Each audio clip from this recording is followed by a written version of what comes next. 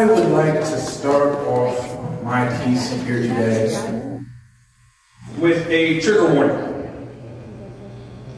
My trigger warning is for white guilt. Yeah, my topic here is going to be heavily focused on some melanated issues, and that's what I'm here to talk about. If you need to step out, get some fresh air, get some water, do what you need to do, but I hope you do stay for the rest, because it's pretty good. All right, here we go.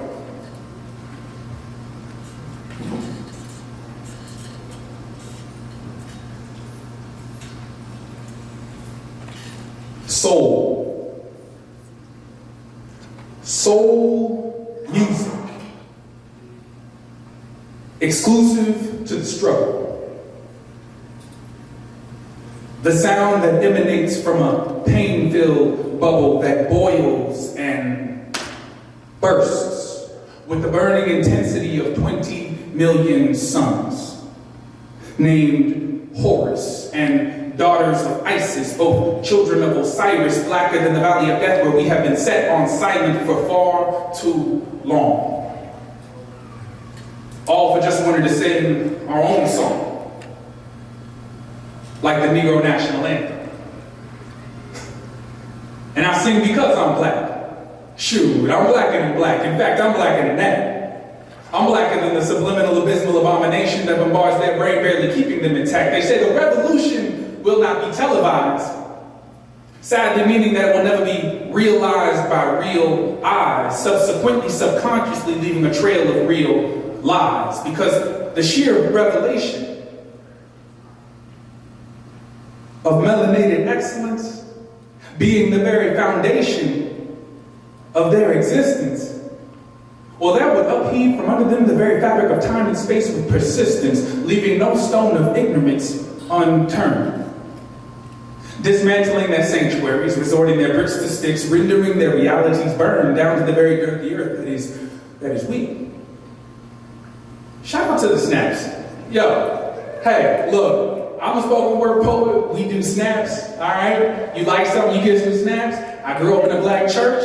Can I get an amen? Can I get an amen? Can I get a holler? All right, cool.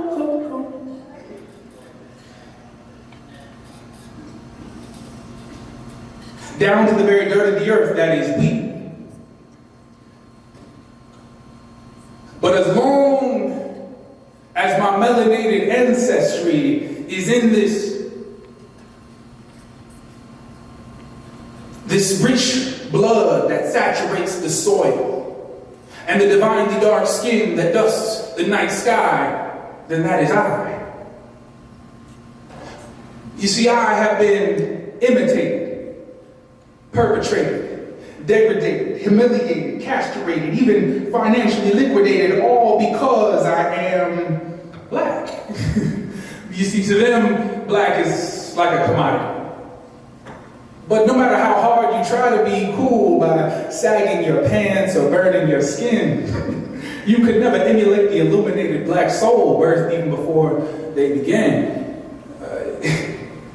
Soul like Princess Nokia, Kendrick Lamar. If you hear something you like, say something. If you hear something, say something. Kendrick Lamar, J. Cole, A Tribe Called Quest, Nasir Jones, Aaliyah, Tupac Shakur, NWA, Public Enemy, KRS-One, Grandmaster Flash, Africa Bambaataa, Gil Scott Heron, Jimi Hendrix, Earth, Wind & Fire, Parliament Funkadelic, Michael Jackson, Marvin Gaye, Sly and the Family Stone, Earth, Wind & Fire, James Brown, Aretha Franklin, Eartha Kitt, Chuck Berry, Duke Ellington, hip-hop, bebop, punk rock and roll, rhythm and blues, jazz, funk blues, gospel, Negro spirituals, African chantings around the djembe. They could never, ever be that. Ever. Shout out to Outkast. But even still, they're smart enough to know that you always bet on black, because black, my skin folk and my kinfolk, is a sure thing. Do the research yourself and you will see that we are black sun bras emanating from the melanated souls of royalty. Thank you very much. That's that. My name is Reginald J.R. Gillens Jr. I am a queer, non-binary, black community organizer and spoken word artist. Let's see here. I currently reside in the Coast Salish. The Coast Salish is, of course, indigenous land. And I guess in what capacity I would describe it as a involuntary settler. That was a slippery joke. Feel free to laugh. It's uncomfortable, I know. Involuntary. That's why I don't get on boats. Yeah. So I believe that it is my life's purpose to empower and amplify the voices of the disenfranchised and subjugated, first in my own community and then in the world at large. That piece that I shared with you is titled Black Soul. I wrote that piece for two reasons. The first reason is to acknowledge and validate all of the beautiful black, brown, red, and gold faces I see in this room here tonight. And as I move on to any other predominantly white space. And the reason why I do that is because we live in a world where it's very difficult to be proud of who we are. You're beautiful. Flex on. Alright? The second reason is to pay homage to my own ancestors and to the ancestors of these beautiful melanated peoples here tonight. Because they fought tirelessly with dignity and discipline to ensure that we may shine here as we are this evening. Am I right? Shout out to Grand. Right? Not the Grand.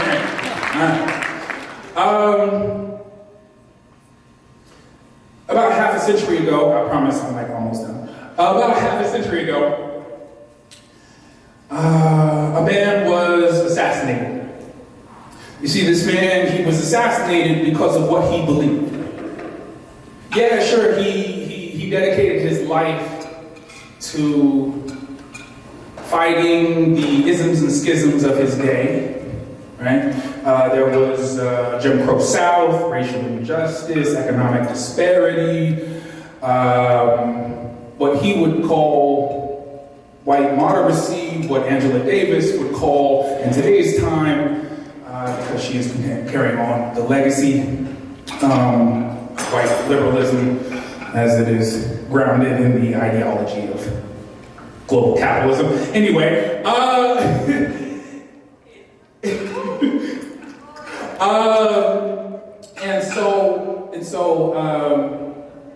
so yeah, he fought against a lot of things, you know, military-industrial complex, prison-industrial complex, American exceptionalism, American imperialism as it stretches its tentacles into across the globe, still today. But more importantly, I believe that he was assassinated for not what he fought against. I believe that he was assassinated, and we continue to remember his legacy today because of what he fought for, not against. And what he fought for, in his own words, was to make justice a reality for all of God's children. Now that man obviously is no other than Reverend Dr. Martin Luther King Jr. Shout out to, his day and Black History Month. Black. So he had this philosophy.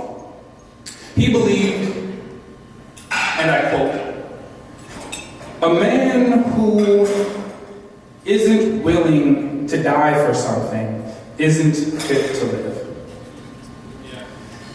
That's pretty harsh.